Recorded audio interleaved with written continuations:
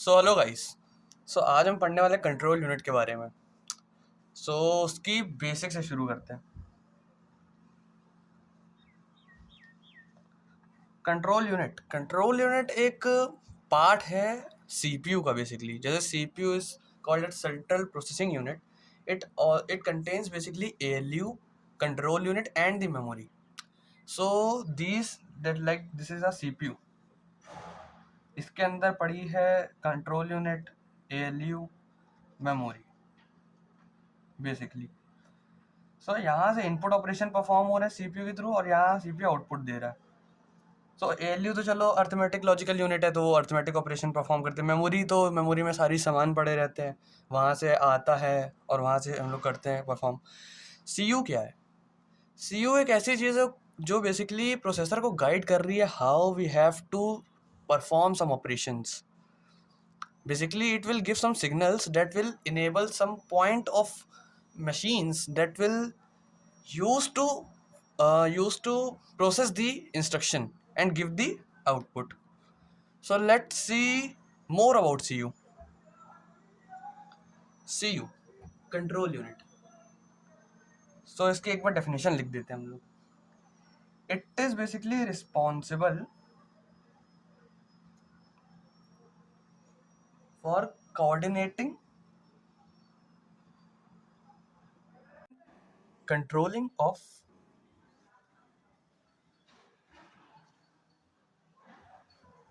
activities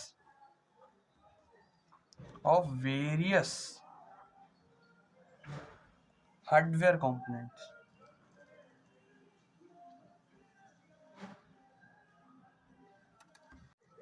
Also, it is used to produce control signals, by the way. जिसके लिए हम लोग कंट्रोल सिग्नल जनरेट करने जा रहे हैं, जो इंस्ट्रक्शन के लिए, बेसिकली हमें पता भी तो वो इंस्ट्रक्शन है क्या। First we have to fetch that instruction ना। Let's see how fetching has been done. देखते हैं फेचिंग होती कैसे है। पहले हम लोग देखते हैं कि मतलब क्या पूरा झमेला होता है प्रोसेसर में। जैसे प्रोसेसर के अंदर एक पीसी है, एक मेमोरी एड्रेस रजिस्टर है, एक एमबीआर है, इसको बाद में मेमोरी बफर रजिस्टर कहा जाता है, और एक आईआर है। आईआर के साथ साथ हमारे पास एएलयूज और something something like general purpose registers हैं हमारे पास। और हियर वी हैव सीयू। ये प्रोसेसर है हमारा basically. It is a processor. और इधर से हमारी बसें हैं, वही एड्रेस बस, डाटा बस, कंट्रोल बस, वही सब डेली यूज वाली।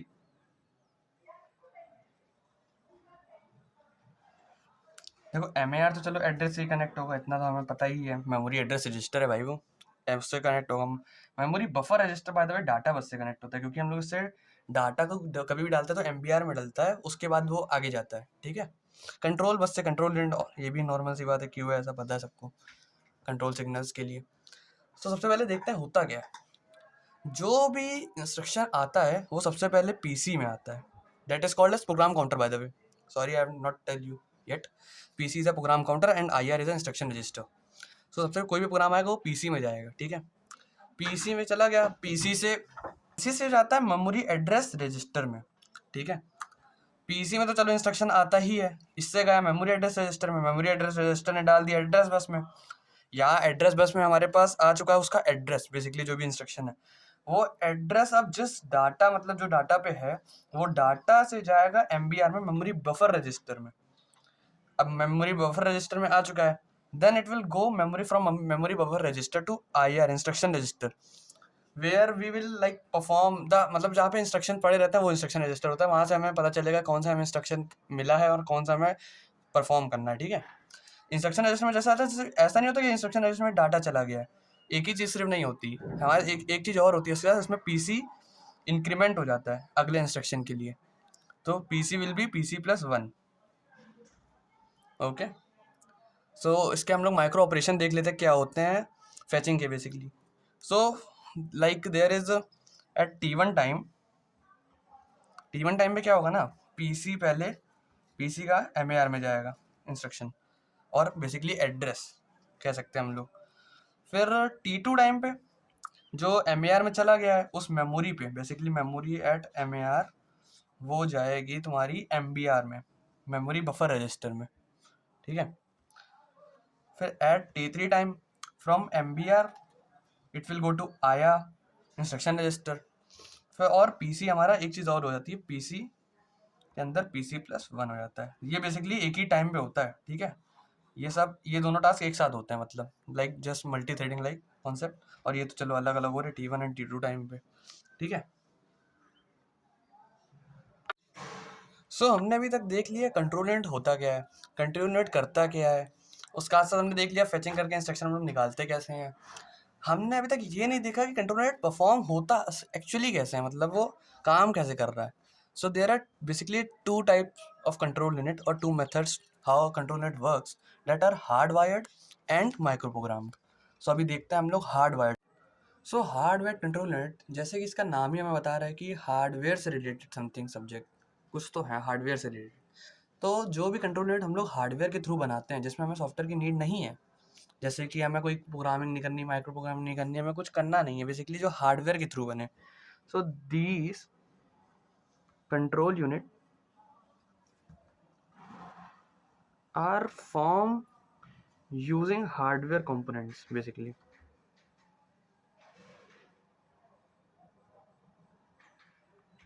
हार्डवेयर यूनिट मतलब हमें हार्डवेयर यूनिट के थ्रू जो कंपोनेंट हम लोग कंट्रोल यूनिट बनाते हैं उसे हार्डवेयर कंट्रोल यूनिट कहते हैं, ठीक है। ये थोड़ी सी नॉर्मल सी बात है, अगर हार्डवेयर के थ्रू बनाना है तो फास्ट तो होगी, क्योंकि ये डायरेक्टली कनेक्टेड है। हमें कोई प्रोग्राम में लिखना जो कि डिकोड हो फिर एग्जीक्यूट हो फिर बाद में, मतलब वो स्लो हो जाएगा, नॉर्मल सी बात है। बाकी हार्डवेयर से कनेक्टेड है तो नॉर्मल सी बात है फास्ट होगी, ठीक है। तो उस समय देखते हैं कौन कौन से मेथड होते हैं इसको बनाने के। So there are basically 3 methods. One is state table method,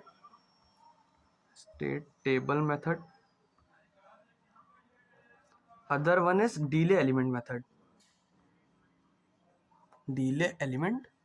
method, and the third one named is sequence counter method.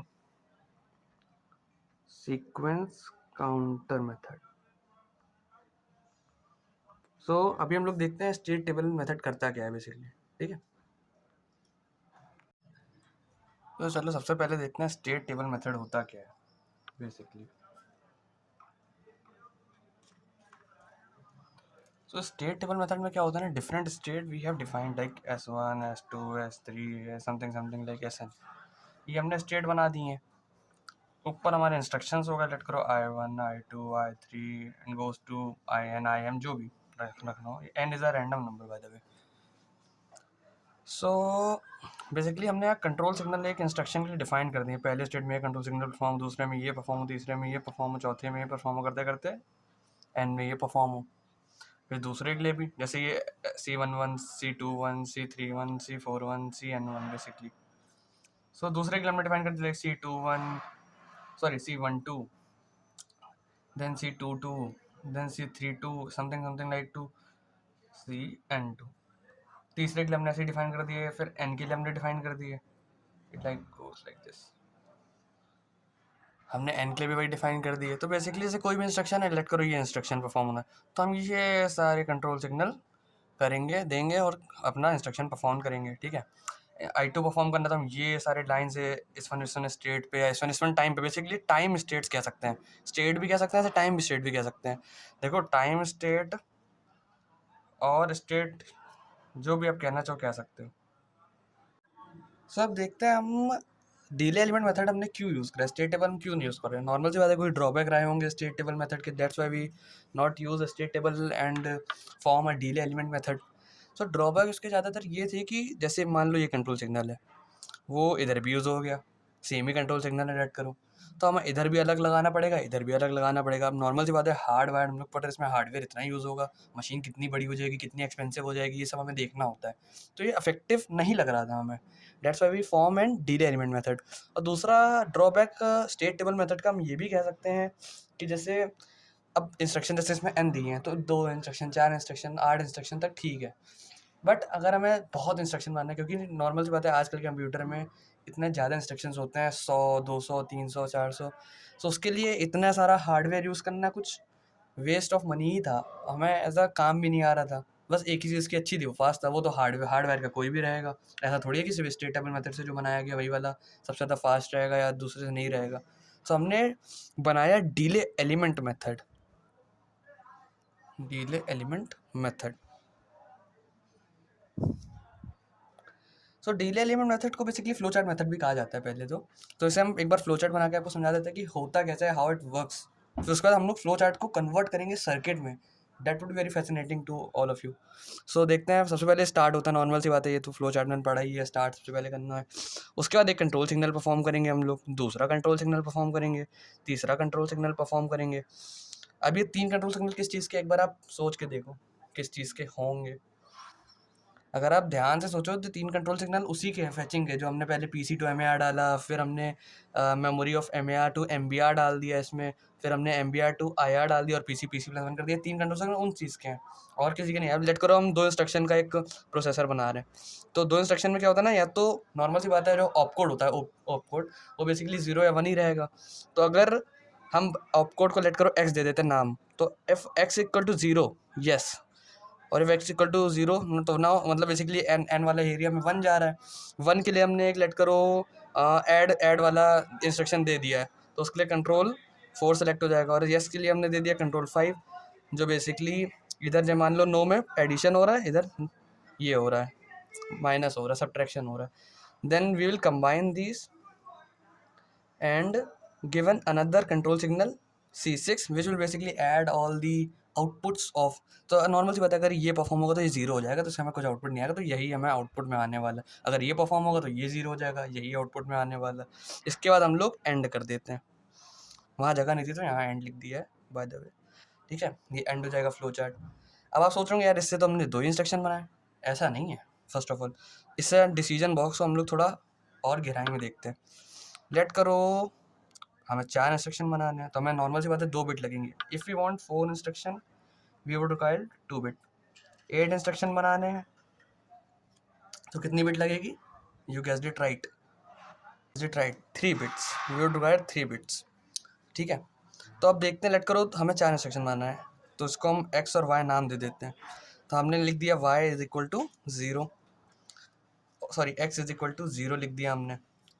इधर येस करा, इधर नो करा, ठीक है। फिर इधर हमने y लिख दिया, y इज इक्वल टू 0, इधर एक second, y is equal to 0, इधर नो पे भी हमने डिसीजन बॉक्स लगा दिया। अब इसमें से 2 निकल जाएंगे। अब आप ध्यान से देखो तो ये वाला एरिया, मतलब इसमें भी अगर हम यस नो कर दे तो यस यस मतलब बेसिकली 0 0 इधर चला गया, इधर नो है तो इधर 1 होगा, और इधर आपका 0 रहेगा, 1 0 इधर चला गया। इधर नो है मतलब बेसिकली पहले तो y होता है, y तो इधर यस है तो 0 हो गया, इधर वाला नो है तो बेसिकली इधर 1 रहेगा, कुछ भी रहे, इधर भी 1 रहेगा, और इधर y वाले में आपका तो नो ही है, सॉरी नो है तो आपका 1 हो जाएगा। तो हमने चारों possibilities of bits 2-3 decision box से बना दी। तो ऐसा नहीं कि हम सिर्फ 2 इंस्ट्रक्शन बना सकते हैं, हम 4 भी बना सकते हैं। हम 8 बनाने पे आ गए तो इस पर और लग जाएंगी, बस इससे हमारे 8 बन जाएंगे। ऐसा पॉसिबल है बेसिकली कि हमें ज़्यादा इंस्ट्रक्शन बनाना है तो हमें ये डिसीजन बॉक्स ऐड करने जाएंगे और कुछ नहीं करना है हमें, ठीक है। बाय द वे ये वाई एक्स हो जाएगा, ठीक है। सो अब एक बार देख लेते हैं फ्लो चार्ट को हम सर्किट में बनाएंगे कैसे, ठीक है। सो लेट करो इधर से स्टार्ट हो रहा है, ये control 1 basically control signal 1 perform हुआ, ठीक है। डायरेक्ट अब हम लोग एक डीले एलिमेंट इसमें यूज़ करते हैं, delay element, it is an delay element and it is formed of D flip flops, क्योंकि डी फ्लिप फ्लॉप में हमने पढ़ा था कि उसमें डीले आ जाता है ना, एक ऑपरेशन परफॉर्म करने के बाद, एक साइकिल परफॉर्म करने के बाद डिले आता है। डिले हम क्यों लेते हैं, जैसे कोई रेस कंडीशन ना आ जाए इसलिए हम लोग डिले एलिमेंट लेते हैं। जैसे कंट्रोल सिग्नल पूरा परफॉर्म हो जाए उसके बाद ही कंट्रोल 2 सिग्नल परफॉर्म हुए, ठीक है। तो कंट्रोल 2 सिग्नल पे गया, कंट्रोल 2 सिग्नल के बाद फिर एक डिले एलिमेंट हमने लगा दिया इधर, जैसे हम कंट्रोल 3 सिग्नल परफॉर्म कर पाए। कंट्रोल 3 सिग्नल को फिर एक डिले एलिमेंट हमने लगा दिया। इतना तो हम समझ ही पा रहे हैं कि यहाँ फ्लो चार्ट में C1 C2 C3 परफॉर्म हुआ है। अब जहाँ जहाँ डिसीजन बॉक्स आएगा वहाँ पे हमें ना एंड लगा देना है कंडीशन बनाने के लिए, like this, it is an and, ठीक है। अब हम लोग वहाँ पे x दे रहे थे, यहाँ पे हम क्या करेंगे ना, एक जगह x बार दे देंगे, एक जगह x दे देंगे, जिससे हमारी दोनों कंडीशन भी पूरी हो गई। अब नॉर्मल सी बात है, जो वहाँ पे हम लोग जैसे यहाँ पे हम दोनों को जोड़ रहे थे, तो यहाँ पे जोड़ने के लिए हम लोग क्या यूज़ करेंगे, नॉर्मल सी बात है, और गेट यूज़ करेंगे। तो यहाँ हम लोग और गेट यूज़ कर देते हैं। उसके बाद एक delay element, then control signal 6 जो कि हमने यहाँ बनाया हुआ है, control signal 6, so C6। By the way इधर हम लोग C3 तो लिखा है, इधर C4 C5 भी रहेगा, ऐसा नहीं है कि नहीं परफॉर्म हो रहा है, C4 C5 भी परफॉर्म हो रहा है, उसके थ्रू हमें C6 मिल रहा है, then C6 will be ANDed like this.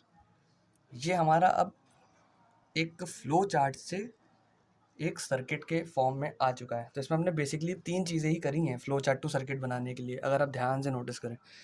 We have like introduce a delay element between 2 consecutive signals. हमने 2 कंसेक्यूटिव सिग्नल्स के बीच में एक डिले एलिमेंट लगा दिया, और हमने क्या करा, डिसीजन बॉक्स हमने सब्स्टिट्यूट कर दिया 2 एंड गेट के थ्रू। जैसे ये डिसीजन बॉक्स हमारा था, इसको हमने सब्स्टिट्यूट कर दिया 2 एंड गेट के थ्रू 2 कंडीशन बनाने के लिए। नॉर्मल सी बात है, अगर इसके नीचे 2 डिसीजन बॉक्स लगे तो यहाँ भी हम 2 एंड और यहाँ भी हम 2 एंड लगा देंगे सिंपली, ठीक है।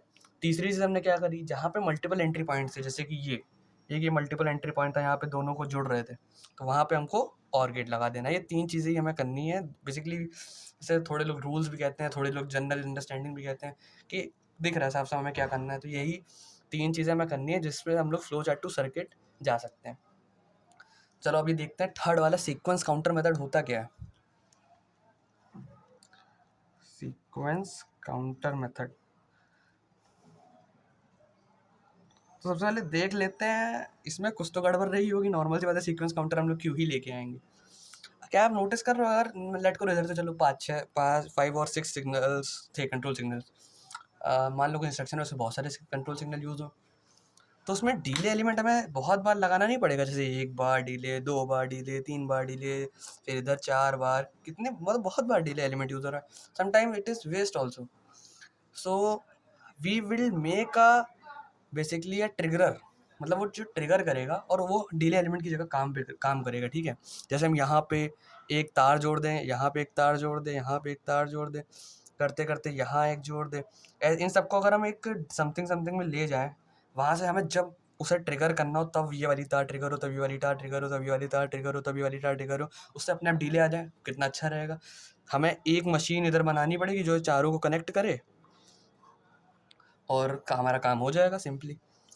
और डिले एलिमेंट भी यूज़ नहीं होंगे इतने सारे, क्योंकि कभी कभी होता है बहुत सारे कंट्रोल सिग्नल्स हो जाते हैं, हमें बहुत बार यूज़ करना पड़ जाएगा, तो वो भी हमें यूज़ नहीं करना पड़ेगा। That would be very easy for us to like this type use this method. तो सीक्वेंस काउंटर मेथड तभी आया। तो अभी देखते हैं सीक्वेंस काउंटर मेथड कैसे हम यूज़ करते हैं, और कैसे डिले लाते हैं कंट्रोल सिग्नल्स के बीच में या किसी भी 2 ऑपरेशंस के बीच में, ठीक है। सो यहाँ पे एसआर फ्लिप फ्लॉप जैसे हमने यूज़ करा है, ठीक है। एसआर फ्लिप फ्लॉप में क्या है ना, जैसे यहाँ पे अगर 1 हो रहा है तो यहाँ पे 1 हो जाता है, और यहाँ 0 हो जाता है। और यहाँ एंड वाले में क्या होता है, जैसे दूसरे आर वाले एसआर फ्लिप फ्लॉप के पार्ट में, अगर यहाँ 1 होता है, यहाँ 1 होता है, यहाँ 0 हो जाता है, ठीक है। तो जैसे ये वाला हमने बिगिन करा, हमने लेट करो बिगिन को 1 करा, ये गया इनेबल में, यहाँ पे 1 हुआ, एंड गेट में ये 1 हो गया। अब हमें ये एंट्री भी 1 चाहिए क्लॉक वाली। तो नॉर्मल से पता है, जब क्लॉक ऐसे चल रही है, तो ये जब यहाँ आई चली, मतलब ये टी टाइम है, ये क्लॉक इन दोनों से एंड गेट लगा, यहाँ से काउंटर शुरू हो गया चलना, ठीक है। काउंटर चला, काउंटर यहाँ पे 3 बिट का हमने लिया है, ठीक है। 3 बिट का हमने काउंटर लिया, इधर गया डिकोडर में, उससे लेट करो ये वाली चलने लगी, ये था T1। लेट करो इट इज़ अ ट्रिगर 1, और we can name it as any other variable. We have name T1 और T0 ट्रिगर 0, ठीक है। अब जब ये हो गया ऐसे, T0 जब ये वाला चलेगा, दूसरा वाला चलेगा, तो दूसरे वाली टाइम चलेगा, दूसरा वाला टाइम आने लग जाएगा थोड़े टाइम बाद, फिर ये T2 हो जाकर करते करते ये T7 हो गया। अब यही T7 हमें चाहिए था डिले एलिमेंट को, यही तो दिक्कत आ रही थी, बार बार हम डिले एलिमेंट लगा रहे हैं बैठ के, ये हमें वेस्ट ऑफ मनी लग रहा था।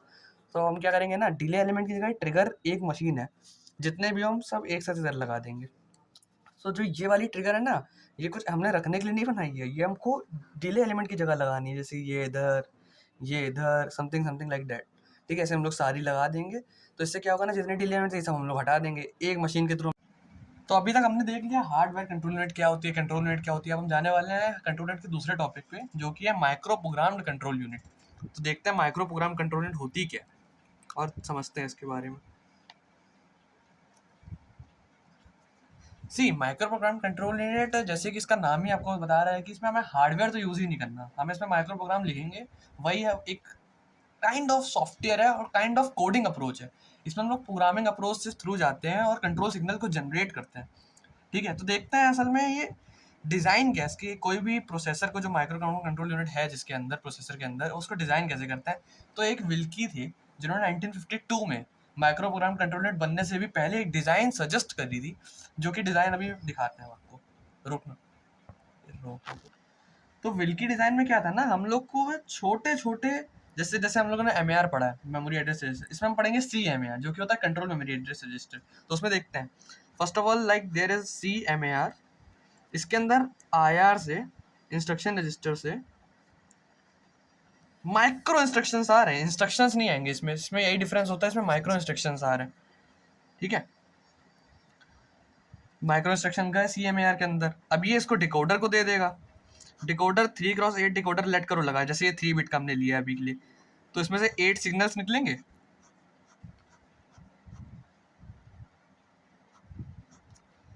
8 सिग्नल्स निकल गए। ठीक है, अब जैसे लेट करो ये वाला 0 और ये 7, इसमें हमें लाइक ये वाला एक कंट्रोल सिग्नल लेना है, फिर ये जैसे ये C1 है, ये C2, ये C3 करते करते C7 तक जाएगा, और ये C0।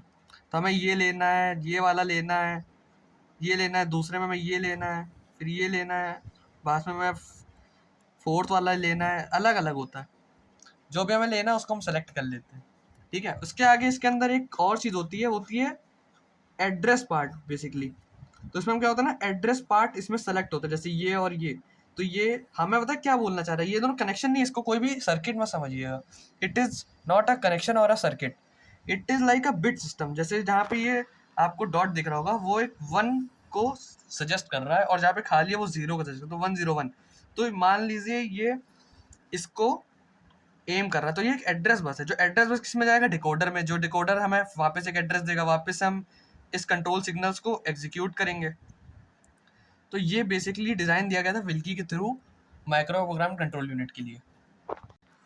बाकी ये एड्रेस तो आपका डिकोडर में कनेक्ट हो ही जाएगा, जो कि बाद में डिकोडो के ये वाले कंट्रोल सिग्नल्स जनरेट कर देगा।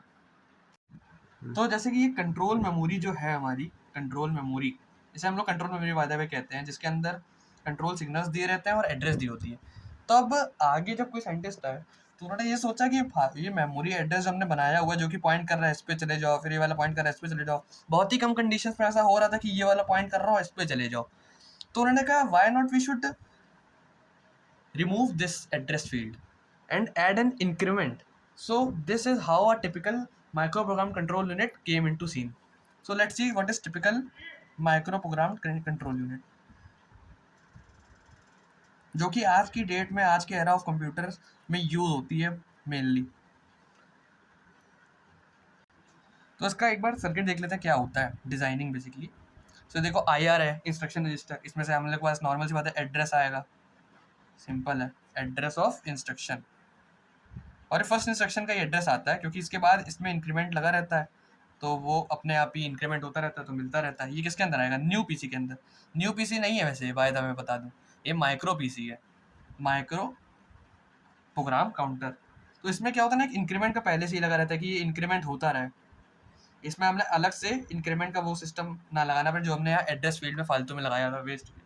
तो ये वापस कंट्रोल मेमोरी में गया, जैसे यहाँ तक जा रहा था अभी तक, वैसे ही कंट्रोल मेमोरी में गया। कंट्रोल मेमोरी से जब ये निकलेगा तो एक कंट्रोल फील्ड्स दे के जाएगा, नॉर्मल सी बात है, कंट्रोल मेमोरी बनी उस लिए थी, कंट्रोल फील्ड्स या कंट्रोल सिग्नल्स देने के लिए। अब कंट्रोल सिग्नल्स के, बट हमने कहा ना यार, थोड़े थोड़े केस थे जिसमें हमें जंप करने की ज़रूरत पड़ रही थी, तो उसका हम ब्रांच का, जो भी ब्रांच में हम लोग जंप करेंगे उसका हम एड्रेस दे देंगे, तो इधर ब्रांच एड्रेस आ जाता है। ठीक है, ब्रांच एड्रेस आएगा, बट थोड़े होते हैं, कभी कभी कंडीशंस भी होते हैं, जैसे अगर ऐसा हो तो इस वाले एड्रेस पे जाओ, अगर ऐसा हो तो इसके बीच वाले एड्रेस पे चले जाओ। तो वो कंडीशंस के लिए हम लोग यहाँ ब्रांच कंडीशन जोड़ देंगे एक, जो basically depends on flag. Bye the way in computers it depends on flags, तो ये अब फ्लैग पे डिपेंड करती है, तो हम लोग इसे फ्लैग से कनेक्ट कर देंगे, जिसके अंदर सारे फ्लैग प्रेजेंट होते हैं। जहाँ ये फ्लैग ट्रू हो जाएगा, वहाँ पे नॉर्मल सी बात है, यहाँ पे जो न्यू पीसी है उसका मतलब जहाँ पे फ्लैग एट्रू हो जाएगा वहाँ पे उसका एड्रेस चला जाएगा, इस ब्रांच एड्रेस का न्यू पीसी में चला जाएगा, जो वापस कंट्रोल मेमोरी में जाएगा, कंट्रोल फील्ड जनरेट करेगा। नॉर्मल सी है। और कभी कभी बिना कंडीशन के चाहिए तो डायरेक्ट ले लेगा न्यू पीसी में, सिंपल। और ये कंट्रोल सिग्नल हमारा जनरेट होगा। ये हमारा नाउ डेज यूज होने वाला है और typical micro program control unit है जिसमें ये कंट्रोल सिग्नल्स होते हैं। अब इसमें क्या अच्छी चीज़ है वो यह है कि जैसे हमें चेंज करना था, हमें पूरा हार्डवेयर नहीं बदलना होता। Now we just have to like change the code कि ये कंट्रोल सिग्नल नहीं चाहिए, ये कंट्रोल सिग्नल चाहिए। बाय द वे मैं फिर से बता दूं, ये हार्डवेयर नहीं है, ये नॉर्मल कोडिंग है कि हमें ये वाला चाहिए तो हमने इसको जोड़ने के दिखा दिया आपको। बाय द वे हार्डवेयर बिल्कुल नहीं है, ठीक है। तो अब देखते हैं हॉरिजॉन्टल माइक्रो इंस्ट्रक्शन फॉर्मेट का, वर्टिकल माइक्रो इंस्ट्रक्शन फॉर्मेट क्या है। So first of all they both are the types of micro instruction, micro programming control unit और माइक्रो प्रोग्रामिंग इंस्ट्रक्शन फॉर्मेट, ठीक है। तो हॉरिजॉन्टल माइक्रो इंस्ट्रक्शन फॉर्मेट मैं छोटे में लिख रहा हूँ, आप लोग समझ जाना। और ये वर्टिकल माइक्रो इंस्ट्रक्शन फॉर्मेट, ठीक है। फर्स्ट ऑफ ऑल इसमें ना कंट्रोल सिग्नल नॉर्मल बिट्स के फॉर्म में ऐसे रिप्रेजेंट करे जाते हैं, जैसे मैंने लेट करो ये C0 C1 C2 dot dot dot C7 तक दिया है, ठीक है। इसमें 8 बिट्स हैं। कितनी बिट्स हैं? 8 बिट्स हैं। अगर मैंने इधर 1 लिखा है और सब 0 है तो ये कंट्रोल सिग्नल 2 को वो कर रहा है कि कंट्रोल सिग्नल 2 दबा रहा है, ठीक है। पर इसमें अब हमको जैसे लेट करो 8 कंट्रोल सिग्नल्स के लिए हमारे पास 8 बिट यूज हो रही है, basically means for n control signals we are using n bits, while in the case of vertical micro instruction format they are like 4 bits only. These all go to decoder, basically 3 bits, sorry, 3 bits is present. It go to 3 cross 8 decoder. There will be 8 outputs. So from 3 bits we are forming 2 to the power 3 outputs or control signals. These are control signals, by the way. Something to C7. I am not counting it. So here we can see from n bits we can generate 2 to the power n control signals. This is a very fascinating point, by the way. But there's one catch also. We can see like here na, we can like 110011 type of thing we can write, where like C0 connected, C1 connected, C2 is not connected, C3 and C4 connected. These types of things can be only happen in case of horizontal micro instruction format. These type of thing can't be happen in vertical micro instruction format, because there we are selecting only single control signal. We can't generate multiple control signal in a one go. Okay. So that's why this is the advantage of horizontal micro instruction format, that we can generate multiple control signals for an specific instruction in one way, while it can't happen here, not possible here. Simple as that. Okay. Then there are like it is faster, because it is, why is it faster? Because in horizontal format we don't have to decode it ना, हमें decoder की जरूरत ही नहीं पड़ती, तो हम decode ही नहीं करेंगे तो हमें फास्ट तो पड़ेगी पड़ेगी। बट नॉर्मल सी बात है, faster always comes with expensive one. अगर कोई चीज़ फास्टर है तो वो एक्सपेंसिव होगी होगी, ये तो नियम ही है। दूसरा एक चीज़ अच्छी होती है इसके अंदर, होता है सिंपल होती है इसका सर्किट। आप देख के समझ पा रहे हैं कितनी ईजी है बनाना। इसमें थोड़े डिकोडर लगाओ, फिर अलग अलग कंट्रोल सिग्नल जनरेट करो, उसके बाद ये कंट्रोल सिग्नल जनरेट तो हो जा रहे हैं, बट फायदा क्या जब हम लोग मल्टीपल कंट्रोल सिग्नल एक इंस्ट्रक्शन के लिए जनरेट ही ना कर पाए। That is why. But like we can say there is many number of bit are used, so control memory is huge here, is huge here, while here it is slower because decoder is used, cheaper because from less number of bit we have generated multiple signals. It is complicated, by the way. because we have used decoder, we have to like connect all of them. It's very difficult for us to do that. And control memory is less here. Control memory used is yes less because of less number of bits here. तो अब एक बार देख लेते हैं nano programming क्या होती है, जो इससे रिलेटेड है थोड़ी सी, तभी देख रहे हैं हम लोग।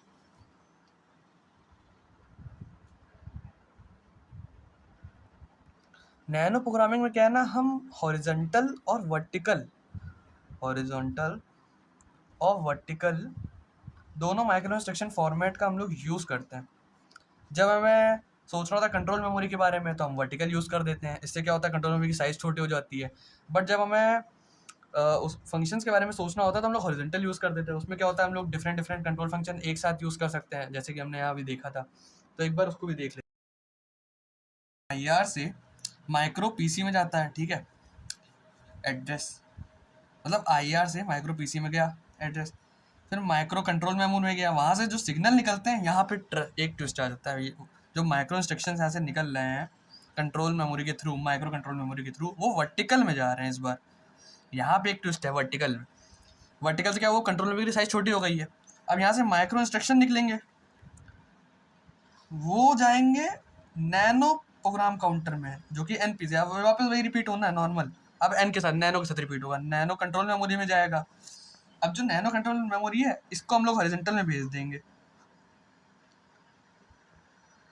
अब इसमें क्या होगा ना, इसमें से जो N इंस्ट्रक्शंस निकले, उसको हम लोग अब मल्टीपल कंट्रोल सिग्नल्स के थ्रू यूज़ कर सकते हैं, जो कि हम लोग वर्टिकल में यूज़ ना कर पाते। तो हमने हॉरिजॉन्टल का एडवांटेज यहाँ पे यूज़ कर लिया, और जो वर्टिकल का था, लेस स्पेस लेने वाला कंट्रोल मेमोरी का, वो हमने वर्टिकल में यूज़ कर लिया। इससे हमें नैनो प्रोग्रामिंग इफेक्टिव बन गई।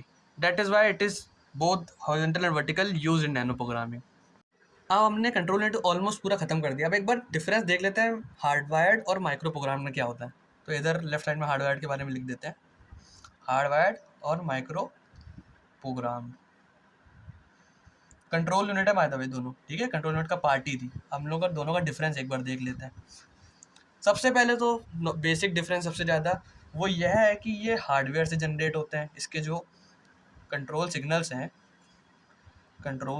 हैं जो वो जनरेट होते हैं हार्डवेयर के थ्रू। इसमें सॉफ्टवेयर कह लो और माइक्रो प्रोग्राम्स कह लो, micro program would be the good word. Micro programs से कंट्रोल सिग्नल जनरेट होते हैं। दूसरा, हार्डवायर थोड़ा रिजिड होता है। क्यों रिजिड होता है? अब हमें एक इंस्ट्रक्शन गलती से हमने गलत कर दिया, हमें चेंज करना है, तो हमें पूरी हार्डवेयर जो हमने सारी तारें इधर उधर जोड़ी हैं सब हटानी पड़ेंगे, सारे गेट हटाने पड़ेंगे, सारे फ्लिप फ्लॉप हटाने पड़ेंगे, सारे डिकोडर हटाने पड़ेंगे, सारे मल्टीप्लेक्सर हटाने पड़ेंगे, सारी मेमोरी हटानी पड़ेगी, सारे काउंटर हटाने पड़ेंगे, बहुत ही सरदर्द हो जाएगा। तो ये रिजिड है। While in the case of microprogram, it is very flexible because we just have to change it. We just have to type something new and it will be changed. All system will be new. So इधर modification और normal सी बात है, मुश्किल हो जाएगा, इधर modification easy हो जाएगा, सिंपल, ठीक है। Emulation is not possible here, it is possible here. You will be thoughting of the fact what is emulation. First of all, emulation basically means we are like duplicating something. जैसे हमने इधर एक processor बना दिया hardware के through, हमें नया बनाना, नए नए एलिमेंट यूज़ करो, सब कुछ नया यूज़ करो। माइक्रोप्रोग्राम में क्या है, एक बार हमने टेक्नोलॉजी डेवलप कर ली, हम दूसरे कंप्यूटर में वही डाल सकते हैं, उससे इम्यूलेशन कहते हैं। डुप्लीकेशन बेसिकली किसी को फिर से बनाना, नए नए चीज़ें उसी के बनाना, कॉपी करना, बेसिकली उसे इम्यूलेशन कहा जाता है। अब यहाँ पे इतनी तार हैं, इतनी दिक्कतें, इतने डिकोडर लगे हैं, इतनी चीज़ें हैं, इतने डिसीजन बॉक्स है, इतने बहुत चीज़ें, काउंटर्स हैं, तो इसमें डिकोडिंग इज़ डिफ़िकल्ट। नॉर्मल सी बात है, डिकोडिंग डिफ़िकल्ट हो जाएगी। इधर कुछ एरर आया, एक बार हमने माइक्रोम चेक कर लिया, एरर सॉल्व, तो इधर डिकोडिंग ईजी हो जाएगी। बाकी अब नॉर्मल सी बात है, हार्डवेयर तो हमेशा एग्जीक्यूट तेज़ी करेगा, क्योंकि इसमें डायरेक्ट कनेक्शन है। इसमें क्या है ना, हर चीज़ डिकोड करो, एग्जीक्यूट करो, फैच करो, इसमें चीज़ें ज़्यादा है। तो ये जो फास्ट है, इसका execution is very fast as compare to micro program. बाकी दोनों होते तो second, nano seconds, micro seconds में ही है। वैसे कंपैरिजन में करेंगे तो हार्डवेयर का बहुत फास्ट एग्जीक्यूशन होता है, इसका स्लोअर होता है थोड़ा सा। क्योंकि हम लोग का टाइम फेचिंग डिकोडिंग में ही चला जा रहा है, उसमें तो डायरेक्ट ही मिल रहा है हमें कंट्रोल सिग्नल, डायरेक्ट हम कर रहे हैं। अब इसमें क्या है, कॉस्ट कम हो जाएगी, सॉरी इसमें कॉस्ट बढ़ जाती है, इसमें कॉस्ट कम हो जाती है, क्योंकि इसमें हम लोग हार्डवेयर यूज़ कर रहे हैं, वो महंगे मिलते हैं, वो कम हो जाएगी। माइक्रो प्रोग्राम में क्या है, हमें तो सिंपल एक ही सॉफ्टवेयर पे यूज़ करना है, चेंज कर देंगे तो कॉस्ट तो कम ही पड़ेगी हमें। इसमें कंट्रोल मेमोरी एक टर्म होता है, कंट्रोल मेमोरी, जो आपको मैंने माइक्रो प्रोग्रामिंग में बताया है, वो इसमें यूज़ ही नहीं होती, नॉट यूज। इसमें यूज़ होती है, जिसमें एड्रेस स्टोर होता है, कंट्रोल सिग्नल स्टोर होता है, हमने माइक्रो प्रोग्राम में बताया अभी आपको। Control memory is required. Also like जैसे ये हार्डवेयर इंस्ट्रक्शन यूनिट है, मैंने हार्डवेयर जब बता रहे थे तो हार्डवेयर इंस्ट्रक्शन यूनिट मैंने एक चीज़ बताई थी आपको कि ये ऐसे इंस्ट्रक्शंस और ऐसे प्रोसेसर बनाएंगे जो कि कम इंस्ट्रक्शंस सेव करता हो अपने अंदर। तो बेसिकली ये RISC प्रोसेसर्स, जिसका फुल फॉर्म होता है रिड्यूस्ड इंस्ट्रक्शन सेट कंप्यूटर्स, इसमें यूज़ होते हैं RISC प्रोसेसर्स में। क्यों इसमें यूज़ होते हैं? क्योंकि हार्डवेयर बहुत मुश्किल है, बहुत सारे गेट्स लगाने पड़ते हैं, इसमें हम कम इंस्ट्रक्शन बनाते हैं हार्डवेयर के अंदर। हार्डवेयर के अंदर कम इंस्ट्रक्शन बनाएंगे तो हम लोग उसका नॉर्मल सी बात है वो काम कम कर पाएगा, तो स्पेसिफिक काम के लिए बनाना पड़ेगा। तो उसके स्पेसिफिक काम क्या हो सकते हैं? For example remotes, TV remotes, car के बहुत सारे होते हैं, एयर बैग इस टाइम पे ओपन करना, उस टाइम पे ओपन करना है, कार एयर बैग टेक्नोलॉजी, उसमें इंस्ट्रक्शन इसके यूज हो, क्योंकि ये सिंपल काम के लिए बने, एक ही काम के लिए बने, ज़्यादा काम नहीं कर सकते, काम दोनों कर सकते हैं। जैसे इसमें RISC में क्या होगा ना, आपको काम करना है, जैसे लेट करो ऐड ही करना है, ऐड करना होगा तो इसमें रजिस्टर दोनों आपको डालने पड़ेंगे हार्डवेयर में, जैसे add R1 R2। While in micro programming अगर हमें ऐड करना है, बहुत तरीके हैं, काम दोनों करेंगे, इसमें तरीके ज़्यादा होते हैं। That is why it is use now in the days of computer, modern computers. So if it is preferred in RISC processor, it is preferred in CISC processors. What is name? Complex instruction set computer. अब ये इसमें use हो जाते हैं, क्यों? वही बताया, जैसे ये थोड़े काम के लिए बनते हैं, ये बहुत सारे कामों के लिए बनते हैं। That is why CISC processors में micro program control unit use होती है और RISC में हार्डवेयर कंट्रोल यूनिट यूज होती है। चलो एक बार रिविजिट कर लेते हैं सारी चीज़ें। तो अब एक बार देख लेते हैं, रिविजिट कर लेते हैं। कंट्रोल यूनिट क्या थी? कंट्रोल यूनिट एक ऐसी यूनिट थी जो कि हमें कंट्रोल और कंट्रोल सिग्नल्स जनरेट करती थी और हार्डवेयर को आपस में कोऑर्डिनेट करती थी। फिर हमने देखा फेचिंग कैसे करी जाती है। फेचिंग के लिए हमने प्रोसेसर पूरा बनाया, सारी बसेस कनेक्ट, ये सारी बसेस हैं, ये प्रोसेसर है। हमने देखा कैसे कोई भी इंस्ट्रक्शन फेच होता है। इंस्ट्रक्शन फेच होने सबसे पहले PC में इंस्ट्रक्शन जाता है, वो मेमोरी एड्रेस रजिस्टर में आता है। मेमोरी एड्रेस रजिस्टर मेमोरी के थ्रू होकर MBR में डाटा जाता है, memory buffer register. Memory buffer register instruction register को देता है, फिर से पता चलता है कि हमें इंस्ट्रक्शन था क्या, और PC इंक्रीमेंट हो जाता है। फिर हमने देखा हार्डवेयर कंट्रोल यूनिट क्या होती है, जो कि ये कंट्रोल यूनिट का पार्ट होता है। हार्डवेयर कंट्रोल यूनिट वही होती है जो कंट्रोल यूनिट काम करे हार्डवेयर के थ्रू, जिसमें हार्डवेयर यूज होते हैं। इसमें 3 तरह के मेथड्स आते हैं, state table method, delay element method and sequence counter method. State table method में हमने क्या करना, सारे इंस्ट्रक्शन के लिए एक स्पेसिफिक सिग्नल ऐसे जनरेट करके रख दिया। हमने कहा ये करना है, तो इससे क्या होगा ना, बहुत सारी रिपीटिशन की दिक्कत आ रही थी और बहुत सारे बिगर हो जा रहे थे, तो हमें ये कम इंस्ट्रक्शन में काम आ जाता, बड़े इंस्ट्रक्शन में काम नहीं आ रहा था। तो फिर हमने कहा डिले एलिमेंट पे जाते हैं। डिले एलिमेंट क्या था, जैसे यहाँ पे 2 3 4 8 ऐसे हम लोग करके बहुत सारे कंट्रोल सिग्नल लगा सकते थे, पर तो इसमें मैं कंट्रोल सिग्नल कम जनरेट में हमने काम ज़्यादा कर लिया। ठीक है, फिर हम आए डिले एलिमेंट के। जब हमने सर्किट बनाया तो हमने देखा डिले एलिमेंट बहुत सारे लग रहे हैं। डिले एलिमेंट को हटाने के लिए हमने कहा सीक्वेंस काउंटर लगा देते हैं। सीक्वेंस काउंटर से हमने टाइम का और ट्रिगर बेसिकली ट्रिगरेशन हमने यहाँ से डाउनलोड शुरू करी और वहाँ पे हमने ट्रिगर करा, तो इसे सीक्वेंस काउंटर मेथड खत्म हुआ। फिर हम माइक्रो प्रोग्राम कंट्रोल यूनिट पे गए। माइक्रो प्रोग्राम कंट्रोल यूनिट में क्या सीन था, ये माइक्रो प्रोग्राम कंट्रोल यूनिट में लोग सॉफ्टवेयर यूज़ करते हैं, हम लोग हार्डवेयर यूज़ नहीं करते। तो इसमें हमने ऐसे कंट्रोल मेमोरी देखी जिसमें अगले का एड्रेस भी रखा हुआ था और उसके कंट्रोल सिग्नल बता रहे थे। अगले के एड्रेस से हम अगले कंट्रोल सिग्नल अगले CMAR पे जाके अगले कंट्रोल सिग्नल को हिट कर सकते थे। फिर हमने typical micro program control unit देखी, वो जिसमें इंक्रीमेंट लगा दिया था। जैसे ये वाली दिक्कत हट गई एड्रेस फील्ड को हटाने, ये एड्रेस फील्ड है कंट्रोल मेमोरी के अंदर, ये हमने हटा दी, इसके जगह हमने इंक्रीमेंट लगा दिया जो डायरेक्ट नीचे जा रहा था। पर अगर कोई कंडीशन आती है कि हमें जंप करना पड़ सकता है तो हमने उसके लिए कंडीशन इधर लगा दी, और डायरेक्ट जंप करना विदाउट कंडीशन तो ब्रांच एड्रेस हमने यहाँ लगा दिया। इससे हम माइक्रो प्रोग्राम से भी हटे। Then we'll go to horizontal and vertical micro instruction format. 2 तरह के फॉर्मेट होते हैं माइक्रो प्रोग्रामिंग में। वो ये था हॉरिजॉन्टल और वर्टिकल। हॉरिजॉन्टल में सारे बिट्स लाइंस रखे जाते हैं, तो उसमें N number of signal produce हो रहे थे एन बिट से हॉरिजॉन्टल में। वर्टिकल में भाई क्या था, डिकोडर लगा रहे थे तो एन नंबर ऑफ बिट से 2 की पावर एन सिग्नल्स हम लोग निकाल दे रहे थे। बाकी इसमें क्या था ना, number of more than one control signal can be generated at same time, पर इसमें ऐसा नहीं हो पा रहा था। तो ये इसको फिर हम दोनों के जो फायदे थे उसको यूज़ कर हमने नैनो प्रोग्रामिंग चिप बनाने के लिए। नैनो प्रोग्रामिंग हमने वर्टिकल कंट्रोल मेमोरी यूज़ कर ली और हॉरिजॉन्टल की तरह मल्टीपल कंट्रोल सिग्नल्स यूज़ कर लिए। ठीक है, फिर हम गए हार्डवेयर और माइक्रो प्रोग्राम कंट्रोलर की डिफरेंस में। तो एक बार डिफरेंस देख लेते हैं, बाकी बहुत सिंपल है। हार्डवेयर में हार्डवेयर यूज होता है, माइक्रो में सॉफ्टवेयर टाइप, और माइक्रो प्रोग्राम्स यूज होते हैं। ये थोड़ा रिजिड है क्योंकि बहुत सारे इसमें गेट्स लगते हैं, फ्लेक्सिबल है। उसके बाद आप इमुलेशन नॉट पॉसिबल, इसमें हम लोग कॉपी नहीं कर सकते, कोई चीज़ को डुप्लीकेट नहीं कर सकते। हम लोग डुप्लीकेट कर सकते हैं अगर हमने एक बार बना ली है। इसमें डिकोडिंग डिफिकल्ट है क्योंकि बहुत सारी आपके वायर्स लगे हुए हैं, बहुत सारे गेट्स लगे हैं, बहुत सारे मल्टीप्लेक्सर, बहुत सारे एलिमेंट्स लगे हुए हैं, तो बहुत ही डिफिकल्ट डिकोडिंग है। इसमें ईजी है कि एक बार देख लिया, यहाँ पे हमने दिक्कत करी है माइक्रो प्रोग्राम करने में। इधर एग्जीक्यूट बहुत तेज होता है क्योंकि नॉर्मल सी बात है, अगर एक साथ कनेक्टेड है तो एग्जीक्यूट होगा, इसमें डिकोड वोड कुछ करना नहीं है। इसमें क्या होगा, डिकोडिंग होगी, उसके बाद एग्जीक्यूट होगा, फैचिंग होगी, बहुत सारी चीज़ें होती हैं। इसका कॉस्ट बढ़ जाता है क्योंकि कोई भी इंस्ट्रक्शन बनाने के लिए बहुत सारे हम लोग एलिमेंट लगेंगे, तो उसके लिए चक्कर में कॉस्ट बढ़ जाएगा, इसमें कॉस्ट कम हो जाएगा। While control memory not use, because hardware में कंट्रोल मेमोरी इसलिए यूज नहीं होती, तो डायरेक्ट कनेक्शन है। इसमें कंट्रोल मेमोरी यूज होती है क्योंकि हम लोग सिग्नल जनरेट करते हैं, that is why control memory is use here. While if normally ये कि हार्डवेयर हम यूज करें तो कम इंस्ट्रक्शन यूज करेंगे, कम इंस्ट्रक्शन यूज करते हैं तो उसको रिड्यूस इंस्ट्रक्शन सेट कंप्यूटर्स कहते हैं। वो RISC प्रोसेसर्स में यूज होते हैं। वाइल माइक्रो में बहुत सारे हम लोग जनरेट कर सकते हैं तो CISC प्रोसेसर्स में यूज होते हैं। इतना ही था आज के लिए बस।